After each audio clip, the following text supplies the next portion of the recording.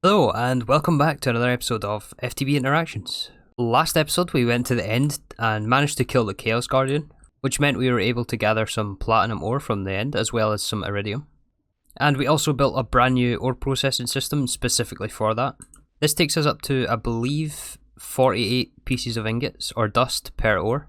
And we currently have up to platinum ore clumps, however we can actually do one better than this, using thaumcraft. If we set this up, we can actually get each piece of platinum ore can turn into 64 dust. So effectively we're doing 64x ore processing. And this may sound a bit crazy, but we're going to power this using cookies and redstone. So let me explain what the plan here is. We need both Potentia and Iridium. Potentia is easy, we can get this straight from redstone, and I believe redstone is a pure source of Potentia. Yeah, each piece yields 10V each. And as for this Desiderium, I have no clue how to pronounce that. One of the only pure sources of this is actually cookies, which does only yield one, but it's a clean source of it. It doesn't yield any byproducts. However, to make cookies in this pack, we have to make dough and cocoa beans. The cocoa beans is easy. We can add this to our plant interactors here in our farm, and they will be harvested and put in this barrel up here. As for the dough in this recipe, we need flour, salt, and water in a mixer. So water is obviously easy, we can import this from our ME system. The flour we can get from pulverizing wheat, which we are also growing in our farm here. And the salt we can make by fluid solidifying brine, and we can get brine from our thermal evaporation controller right here. So now we have to come up with a way to auto-craft cookies for us, and also supply redstone into a Essentia smeltery, and then somehow transport those items into a crucible to convert our platinum ore clumps into the native clusters. And that's exactly what this little system over here does. So let's start from the top here. This fluid solidifier is connected to our thermal evaporation controller over there. This solidifies our brine into salt. The next machine here is a mixer which takes the flour from the macerator on the right hand side, as well as water from our ME system down here, and then the salt to mix into our dough. That gets output via item conduit into this crafter where it combines with the cocoa beans, which also come from our ME system. And those get crafted into cookies. And for the next part, we have a little subnet I made. This is a Essentia smeltery, so this is where we're going to smelt our cookies. So that will turn it into the aspects we need. And then we have a Essentia import bus. This is its own little subnet, obviously. Essentia import bus on a ME drive here, set on high priority. And I also have 2 void jars just to avoid any excess. But since this is its own little system, I've partitioned 2 ME Essentia drives for this. One for the Potentia and one for the Desiderium. I still have to come up with a way to insert the cookies into this Essentia smeltery, because I don't just want to like burn them all and just keep going through it all. As far as I know, there's no level limiter for Essentia, so I'm not exactly sure how I'm going to do this yet. And we also have to juggle in the redstone and melt redstone in here. But now that we have the aspects we need, we also have to get this platinum ore inside this crucible. So we're first going to make it in a crucible. And we also need some, what is it, aluminum underneath? Niter is what I meant. So then I believe the items have to go in one of the side ports. So we're going to output from the autoclave here. Alright, so that puts our ore clumps in. And obviously we want to make platinum clusters. So now it wants these aspects. And to get them into the crucible, we have to use a emptying Essentia transfuser, and that's going to grab the aspects from this provider, which currently has nothing in it because obviously we don't have any of the aspects melted. So let's melt down a few cookies, and we'll just manually grab some redstone for now. So we'll melt some of that. And you may be wondering about the flux in the chunk. Well, we have the flux sponge, and yeah, there was actually quite a lot of flux in there. But yeah, as you can see, when this gets enough aspects, it starts spitting out native platinum clusters. So we're just going to put a little output buffer chest on the front. But yeah, to deal with the flux, we have the flux sponge, but obviously we don't want to just keep right clicking ourselves. So I made this little mechanical user. It's actually not too bad now. It did take some stone burnt, but this is easy. And the reinforced alloy, this is just MV components. I did test this, so we can actually put the flux sponge inside and tell it to right click on redstone pulse. And then we can just put a clock on this and it will forever clean the chunk, which is awesome. It means we don't have to worry about the flux. So if we check our thermometer, this is completely clean of flux, and if we just chuck some redstone in here, we can see that it does stay. There's 2 in it right now, it went down to 1. Yeah, it's staying completely clean here. So yeah, as you can see in our terminal here for the subnet, we are getting more potentia, but I do have to still figure out, like I mentioned, how to balance the melting of the cookies and the redstone. It may be worth to make 2 different essential smelteries. But yeah, if you guys have any ideas on that, just leave it in the comments. But for now, I think I'm just going to do it manually. And we'll give it the aspects it needs for its craft. Oh, awesome. This is amazing. I love this system. I love that we're using cookies to 64x our ores here. So yeah, with this system, we can throw in this interface, any ore we want to 64x. But obviously the output of this chest has to join our main ore processing over here, next to this multi-smelter, where it will go through the rest and then process into dust and end up in our little ME subnet here with all the output of the rest of our ore processing. So to do that, I would like to join it up with this ender chest, which is the output of our orbital miner. It looks like it's actually caught up to the backlog as well. However, we don't have any more ender chests left. The ones that I have are from quest rewards, and we can't make this yet, so let's look into doing this. So the titanium screws we have, the resonating gems we can make, skystone chests are... okay, this will be easy.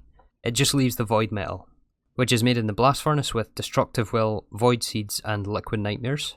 The destructive will we have here automated, we're up to 4 stacks of this. And the liquid nightmares we're also making from our chickens, which just leaves the void seeds. And I'm not sure if we need to fully automate this. I don't know how much void metal we need long term. I know that we do need it for red matter, which is part of the Aurellia artifact. But apart from that, I don't see... yeah, this is just a one-off craft, I think. Well, I guess there is this red matter. Although we can make this from the infinity egg. I'm not sure about this actually, because the red matter is made to make draconium in this pack. But to get the void seeds for our void metal, we need to mix netherwort, wither ash, inactive ender cores, and crushed black quartz, along with a little bit of liquid nightmares in a mixer. And this seems like quite an involved process, so let's do it.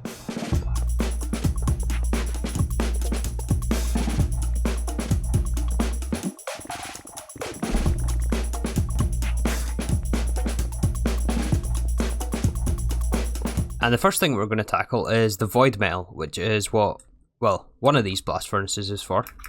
So I knew we were going to have to add more blast furnaces, so I decided just to stack them on top of the other ones. It meant raising this roof a little bit, but I think I'll have to do it all the way along eventually. But hopefully this line with the 2 rows of blast furnaces should be enough for the whole game. If not, then we can extend this way a little. But while I was setting up these blast furnaces, I decided to add 2 extra ones. So this first one is for our void metal. This grabs the void seeds and destructive will from our system. And then we have liquid nightmares underneath, just all using conduits on the imports. And as for the liquid nightmares, I did set up this extra interface to import into our system, and I've partitioned a fluid storage drive for them. And the other 2 blast furnaces are for signalum, which is used quite a lot in the HV cabling, so I found myself running out of this quite a bit. So this way it just produces it when we're below 64 ingots. However, to make the dust, it's actually a 2-step process in this. We have to mix destabilized redstone, copper dust and sterling silver in a mixer. And sterling silver is copper and silver dust. And since we have so much copper and silver from our ore processing system now, I decided just to do this passively. So I've added these extra 2 mixers here next to the UU matter production. And these just share interfaces here just to save some more channels once again. But the first one imports sterling silver and copper. And the sterling silver comes from the mixer above it, which mixes the copper dust and silver. And then I've just put a storage bus on here set to extract only for signalum dust, which then goes into the blast furnace there. And the third blast furnace here is for neodymium. So we're making neodymium dust from our ore processing. And this is used in a lot of the EV components, but it does need to be smelted in the blast furnace, so any neodymium dust is just going to go straight in here and then, yeah, output back to our system. And we may as well store this specific resource as an ingot rather than a dust like we are everything else, since it does take a little while in the blast furnace. So I'd rather it just go on its own rather than ordering it on demand. But as for the inputs of this void metal blast furnace, obviously we have the void seeds and destructive will. The destructive will is downstairs, But the void seeds, I think I'm just going to batch craft. But rather than batch crafting by hand at this point, I've added this mixer next to all of our crafting machines here. And we have a pattern for the void seeds. This is just the same setup with the fluid interface on the back, supplying the liquid nightmares. And then items get imported and exported back onto this interface here. And as part of this recipe, we need an ender core. So I just added a recipe here in our AE system. And apparently we're missing iron. But we have 38,000 dust. We really need to get this multi-smelter hooked up to our AE system. Anyways, for now, let's just make, I don't know, 64 of these things. We need ender pearl dust and redstone. That's just missing some recipes. That's easy enough to fix. And same with the redstone. So yeah, let's just order 64 of these things. This is going to take some time to cook in the blast furnace for our void metal. So in the meantime, let's talk about what our next goal is for this pack. And I think it's to get to Aurellia, which is the next planet. For that we do need the artifact, which we craft in our fusion crafting core. Which will take some red matter, which we're halfway there, I would say. We do still have to look into dark matter though. But let's start at the top of this recipe and tackle the Osmium and Iridium. So this is also made in a blast furnace, which then has to be frozen in the vacuum freezer.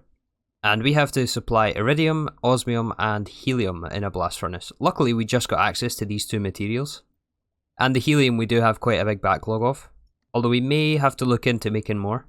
But this also has a temperature of 2900, which is... Oh, it can be done in nichrome, okay. Well, in that case, let's add another blast furnace right here.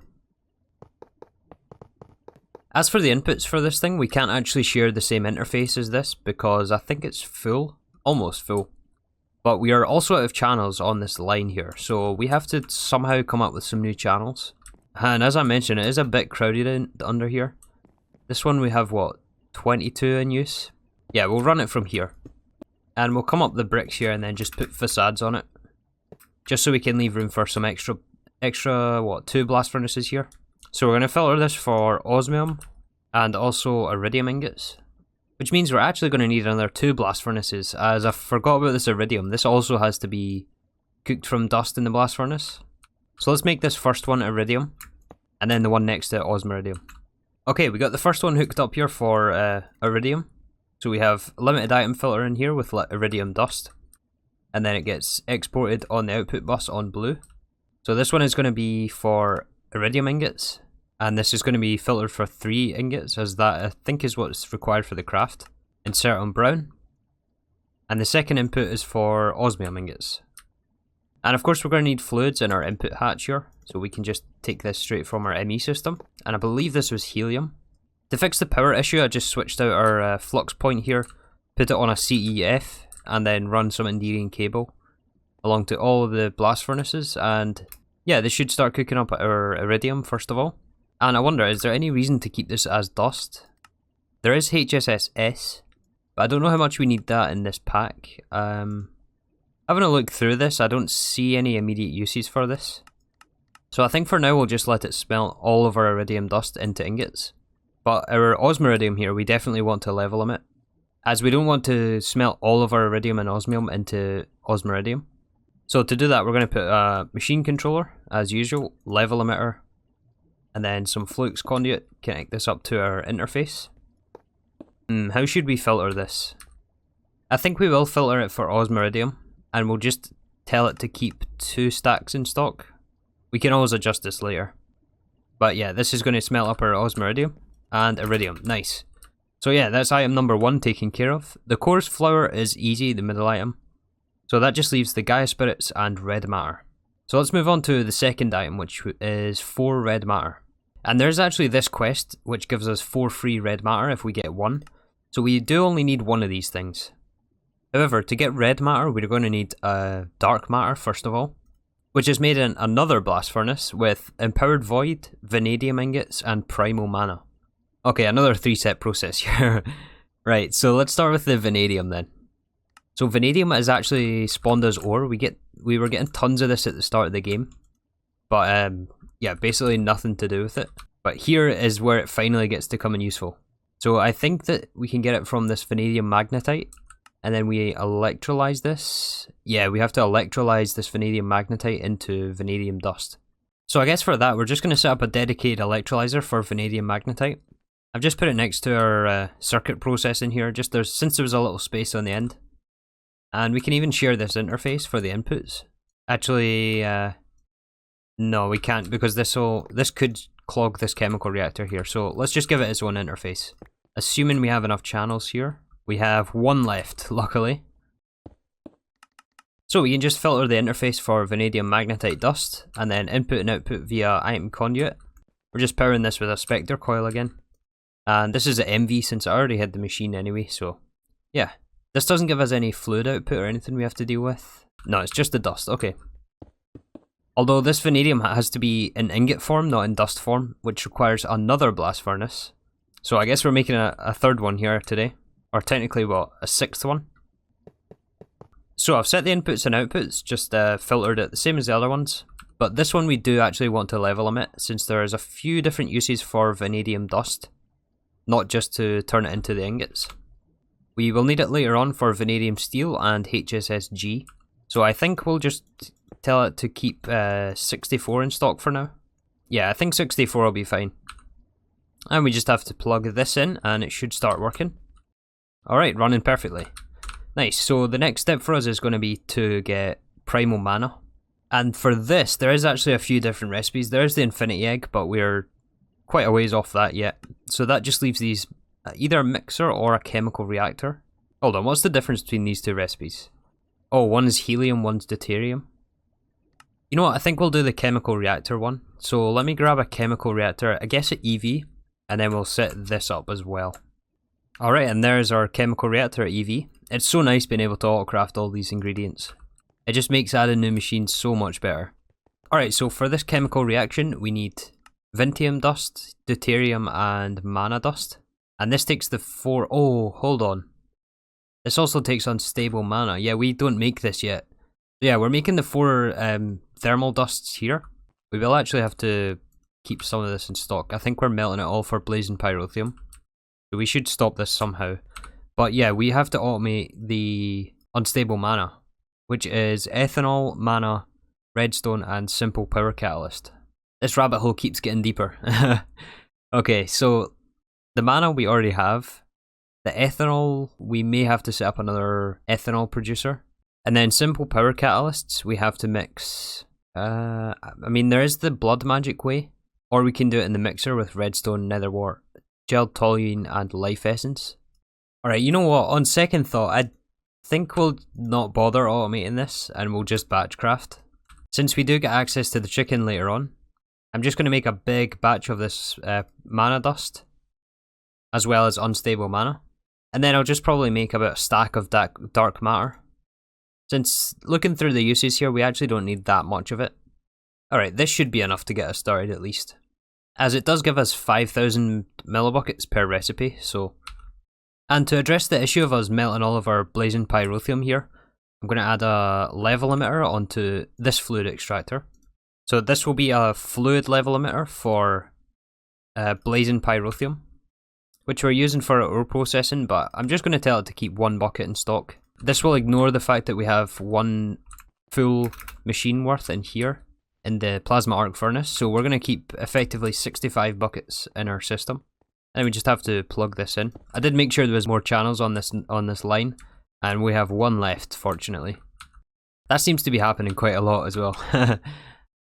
Alright, so that'll disable the machine and make sure we have at least some blazing pyrotheum to use for our crafts. And apparently we're actually out of redstone dust in our system. We're down to 46 pieces. However, I think our ore processing is robust enough just to throw this in the start of the system here. So if we put it in this interface, this will turn it into dense. We still have to move it from here over to the rest of the line, but we're just about to get access to ender chests, so this is almost fully automatic.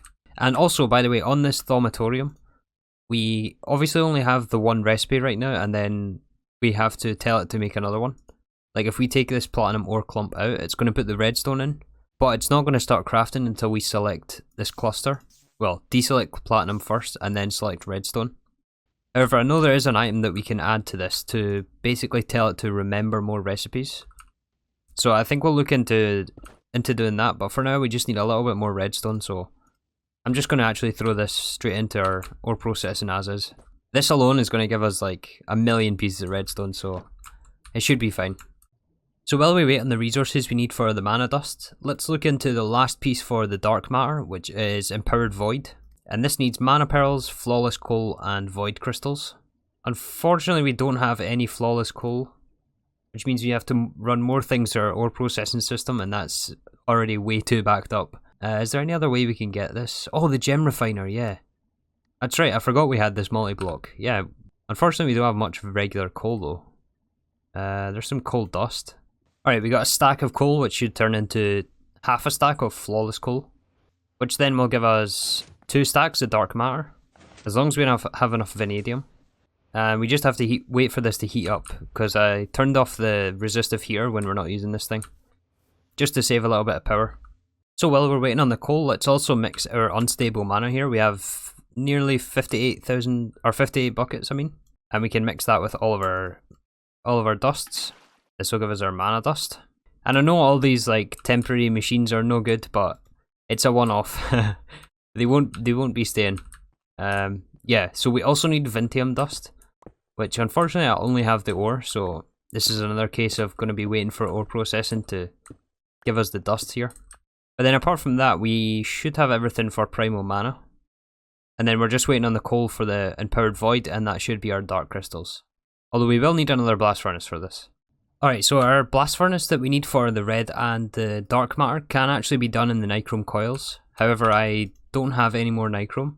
And I think we're going to need to upgraded coils in the future anyway. We're going to need to upgrade tungsten steel for some of the later game materials. And tungsten steel has been building up for quite a while. So we have 161 tungsten steel. Plus the red matter blast furnace has to be IV power. So I think we'll just build a separate one here with tungsten steel coils, and then we can repurpose it later on, since we're only going to be crafting a few of each of these dark and red matters. And there is also a quest for tungsten steel coil blocks, so we won't forget about this one like we did with the Canthal, I think it was, which gives us 8 free, so we only have to craft 8 of these things. Alright, so there is 8 tungsten steel coil blocks, and the quest reward. And these casings are absolutely hands down best looking casings in Greg Tech. I mean, look at them. These are the best coils. And since we need IV for our red matter, we do need the IV energy input hatch. I wonder, can we make this yet? Yeah, I guess we can. It's just tungsten steel. We should have enough for the IV casings. And this, I believe, is our first IV machine craft. A machine casing. No quest for that? Oh, it wants the hull. And for the hull, we need to coat the tungsten wire, which unfortunately we can't do with just regular rubber. We have to add some more foil as an extra cost. So yeah, we have to get on silicon rubber as well, actually. I did forget about that. But yeah, there is the IV machine hull. Let's pick that up for the quest. And then we can mix that with the cable, and it becomes the energy input hatch. Oh wait, wrong cable. It has to be tungsten cable. Yeah, there we go. And in that time, our flawless coal is finished. We just need to mix that with some mana pearls and some void crystals, which we're getting from our ore processing. There we go.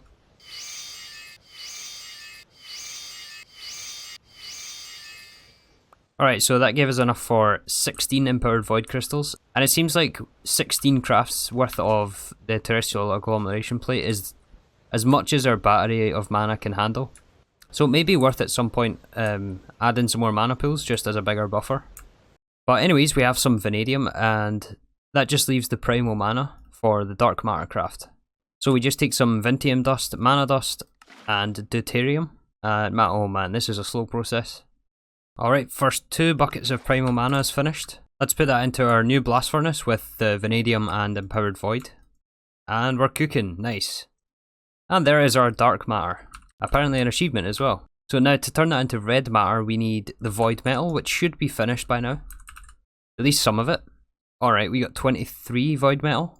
And then all we need now is some life essence, which I should have some down next to our altar down here. Yeah, we got a full tank of it here. And then we'll put in our life essence into... Oh, hold on. This has to be 10 buckets per craft. We're going to need another fluid input. Okay, there's another input hatch. We'll put the other 2 buckets in there. I think we can have multiple input hatches, right? For the crafts. And then we put in void metal and dark matter. And we're cooking, nice. How long is this recipe? 55 seconds, that's not too bad. So once that finishes, that'll be 4 of the 5 ingredients we need for our artifact. And that just leaves the Gaia spirits, which means we have to fight a Gaia Guardian. Also, this blast furnace is just finished, so pick up our red matter, get the quest for that, which is here, and we get 4 more. This will give us enough for the artifact. Alright, so for the Gaia spirit, we need some mana pylons. And for that, you may have noticed me growing some of these crystals. We need specifically this blue one, the Aurelium, in order to make mana pylons, and then we have to upgrade those into Gaia pylons. But before we do that, let's actually go back and finish off this system that we started off with today by swapping out this chest here with an ender chest so that we can send all the items from our crucible into the start of our ore processing line. So to make the ender chest, we need an assembler, and I think I will actually just set up an EV assembler for this with resonant ender. So I've hooked up power and also brought up an ME connection from downstairs. We will just give our interface a quick name. So it'll be assembler and then the liquid, which is ender, or we'll do resonant ender, and then the tier, which is EV. And of course we'll also need the assembling machine itself. So then we're just going to plug this in and then allow input from output side. Put down our interface, make sure we set auto output, and then we need a fluid interface with a pump on the back as well for the ender. And then once we put the pump on, set this to import, this should start getting fluids.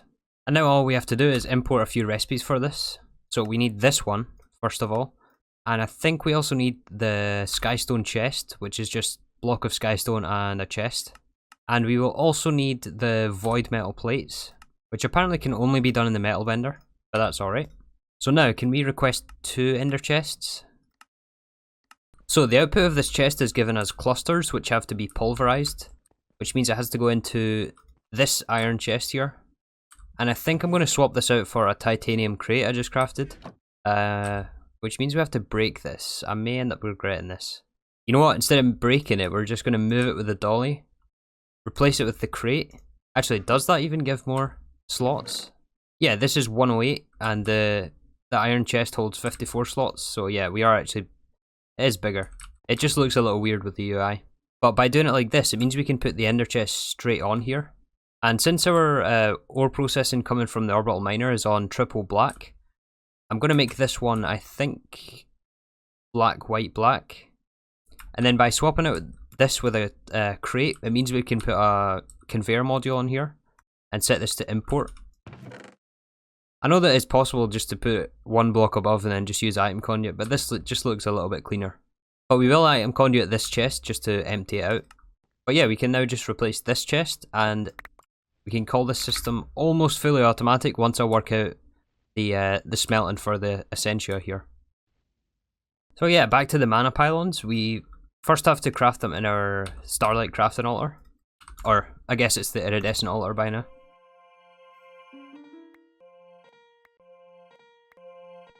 And then we have to upgrade those into Gaia pylons. So yeah, the Gaia spirits are dropped from the Gaia Guardian.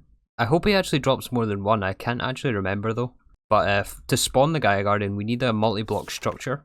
And we can find the multi-block inside the book, which gives us a cool little visualize tool. And for this, it's just some iron and a beacon. So yeah, the book does warn us that we should really prepare for this fight. But I think we're pretty prepared, right? I mean, our gear isn't that bad, and we have this good bow with power, whatever it is, power 15. I did also stick multi-shot 4 on there. So yeah, to spawn the Guardian, we need a piece of terrasteel, which luckily we got from a quest reward. Otherwise, we have to cook some more in a blast furnace. So I only have 3 of these things, so hopefully we can get enough Gaia spirits in 3 summons of this. So we just have to right-click this, and looks like we don't quite have enough space. I think these blocks are in the way. And you know what, maybe it's wise to wait till daytime. Let's not make this any more difficult for ourselves. Alright, it's just gone day, let's see how this goes. So this does disable all creative flight, so unfortunately we can't fly while this fight is going. And oh yeah, we're doing significant damage to this guy. Almost dead already. Normally there's like 2 phases to him, but I think the multi-shot actually puts him straight into the second phase. So yeah, this is quite easy fight, to be honest. We are way over geared for this. And the bow just one-shots everything at this point. We just wait for him to come out of his invincibility phase. And there we go. Gaia's dead. And we got 8 Gaia spirits. Nice. So we only have to actually fight him the once. But there is a second, a Gaia Guardian phase 2. Which can give us some interesting loot. So I'm curious if there's any specific things to this pack. So to fight the upgraded version, we just click one of these Gaia spirits. Gaia spirits on the beacon again. Or maybe not. Is it the ingot we have to... I think it might be the ingot actually. Yeah, which we have to mix in a blast furnace with some more terrasteel and unstable mana. Alright, so I believe it's like this. And yeah, we're cooking. Oh yeah, this is a fast recipe. Alright, let's go for phase 2. And are we going to one-shot him again? Not quite. He has a little bit more HP this time. But it's not much more difficult, to be honest. With the gear we have, at least. And we have our regen beacon, unlike the Chaos Dragon last time. I kind of want to put out all these fires. I don't really want his loot to drop in there.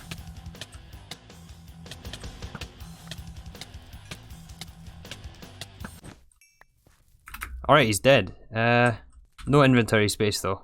Oh, we got these two, skeleton and zombie, duking it out. Who's going to win? Looks like the skeleton. And he also dropped his Dice of Fate, which you can right click for a random item, or you can put it in the alchemical matter infuser to pick whatever you want. Although I think there is 6 options, and here we only get the choice of the 4. So I don't know what I'm going to go for. But he also dropped some mana steel and some extra Gaia spirits. Well, alright, by gathering up those Gaia spirits, we now have all the things we need for our Aurellia artifact. But we're going to have to come back tomorrow for that, as we're running a bit long today. So yeah, thank you again for watching. If you have any suggestions, by the way, on the thaumcraft setup, let me know. But we'll be back tomorrow, hopefully to check out Aurellia.